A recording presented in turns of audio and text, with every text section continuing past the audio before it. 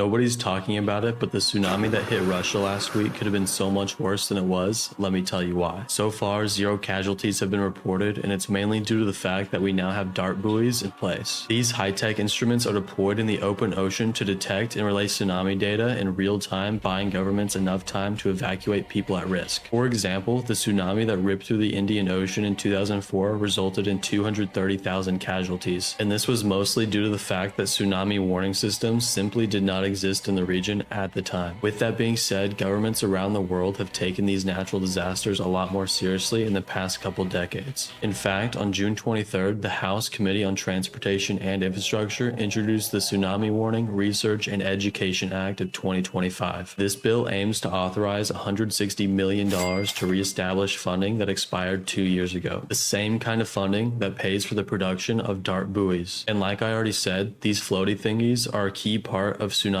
tracking technology, and there's a few key companies that help manufacture them. After digging through several companies, I found one that stood out from the rest, and it's called Teledyne Technologies, ticker TDY. This company provides critical components for dart buoys and monitoring platforms like sensors and hydrographic tools. And by providing these critical components means Teledyne Technologies could be a perfect candidate to make a portion of the $160 million funding. With all of that being said, I wanted to find out if any politicians were trading the stock, and sure enough, they were. Republican Representative Robert Bresnahan bought $15,000 worth of this company's stock on April 8th. And after I saw this, it immediately sussed me out for 2 key reasons. 1, Rob Bresnahan sits on the House Transportation and Infrastructure Committee, the same committee that the Tsunami Warning, Research, and Education Act of 2025 was introduced. And 2, he bought the stock just 76 days before the bill was introduced, which begs the question, did Rob Bresnahan know that this bill would be introduced to his committee and purposely buy the stock before it was? Whether that's the case or not, I looked up his trade and saw that he's already up 26% and that Teledyne Technologies is currently trading at all-time highs. From here on out, I'll be closely monitoring his trade on Altaneer. And for those of you who want to track his trade too and get alerted for when he eventually sells out of Teledyne Technologies, just tap the link in our bio. I'll see you in the next one.